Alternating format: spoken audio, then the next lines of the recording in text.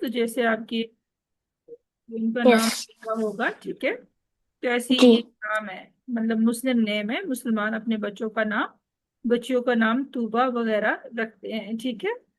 اور اوکے. یہ ہماری اردو کی جو انفارمیشن ہے، جو اردو کی آپ کہہ سکتے ہو الفاظ ہیں، ان میں اضافہ کر رہا ہے۔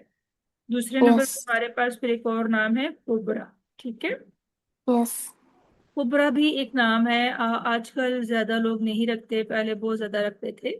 اس کا مطلب ہوتا ہے بڑی سسٹر، ٹھیک ہے، بڑی بہن۔ جیسے کسی کی ہاں پہلی بچی پیدا ہوئی، بڑی بیٹی پیدا ہوئی، تو اس کا نام کبرا۔ اور دوسرے نمبر پہ جو پیدا ہوگی، ویسے یہ عربی کے لفظ ہیں، اس کا نام سورا رکھ دیں گے۔ سورا کا مطلب ہوتا ہے چھوٹی بیٹی، ٹھیک ہے۔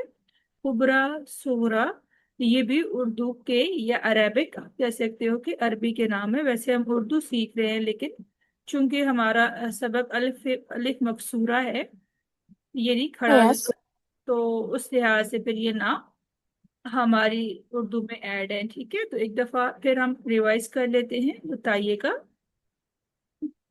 یس.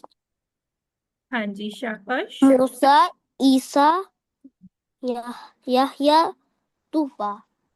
ہوگا، کبرا، اوپرا. صغرا،